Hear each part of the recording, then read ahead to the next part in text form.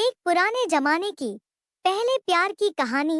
एक चंद्रेश नाम का लड़का था। उसे 14 साल की उम्र में ही पहला प्यार हो गया था। वह 7वीं क्लास में था। उम्र कम थी लेकिन मॉडर्न जमाने में लोग इसी उम्र में प्यार कर बैठते हैं।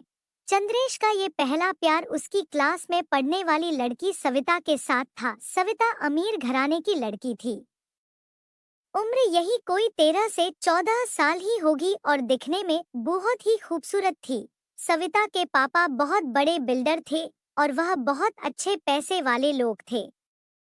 चंद्रेश मन ही मन सविता को दिल दे बैठा था लेकिन हमेशा कहने से डरता था। चंद्रेश के पिता एक स्कूल में अध्यापक थे। उनका परिवार भी सामान्य ही था, इसीलिए डर से चंद्रेश कभी अपने प्यार का इजहार नहीं करता था। उसके मन में एक ख्याल था, सविता एक अमीर घर की लड़की है, उस वजह से वो डर सता रहता था।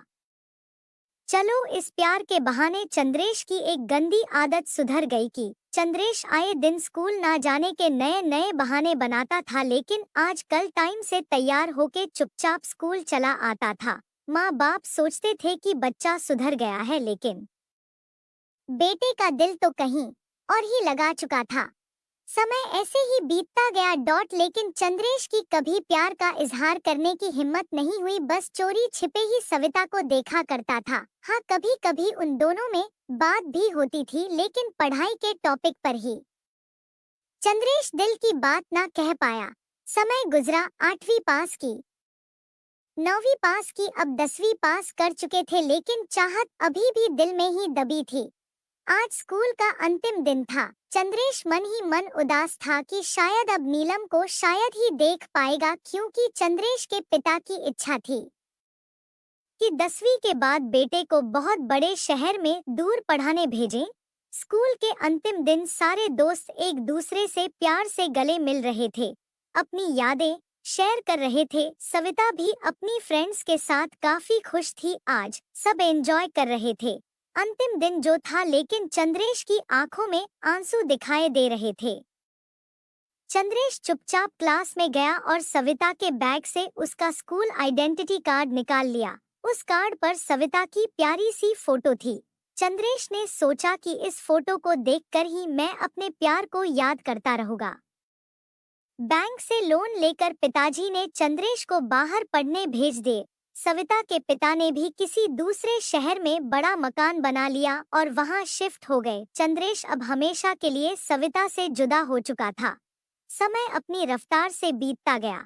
चंद्रेश ने अपनी पढ़ाई पूरी की और अब एक बड़ी कंपनी में नौकरी भी करने लगा था। अच्छी तनख्वाह भी थी, लेकिन जिंदगी में एक कमी हमेशा खलती थी, वो थी सविता। लाख कोशिशों के बाद भी चंद्रेश फिर कभी सविता से मिल नहीं पाया था।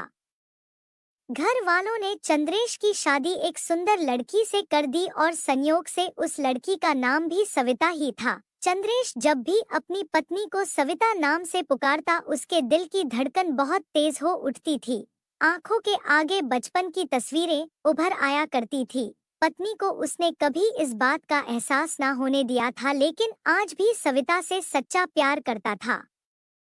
एक दिन चंद्रेश कुछ फाइल्स तलाश कर रहा था कि अचानक उसे नीलम का वो बचपन का आइडेंटिटी कार्ड मिल गया। उस पर छपे सविता के प्यारे से चेहरे को देखकर चंद्रेश एकदम भावुक हो उठा कि तभी उसकी पत्नी अंदर आ गई और उसने भी वह फोटो देख ली। पत्नी, यह कौन है? जरा इसकी फोटो मुझे दिखाओ। चंद्रेश, अरे कुछ भी नहीं, ये ऐसे ही बचपन में दोस्त थी। पत्नी, अरे यह तो मेरी ही फोटो है, ये मेरा बचपन का फोटो है। देखो ये लिखा सरस्वती कॉन्वेंट स्कूल, यहीं तो पढ़ती थी मैं। चंद्रेश सुनकर खुशी से पागल सा हो गया। क्या है, तुम्हारी फोटो है? मैं इस लड़की से बचपन से बहुत प्यार करता हूँ। सविता ने अब चंद्रेश को अपनी पर्सनल डायरी दिखाई, जहां चंद्रेश की कई बचपन की फोटो लगी थी। चंद्रेश की पत्नी वास्तव में वही सविता थी जिसे वह बचपन से ही बहुत प्यार करता था।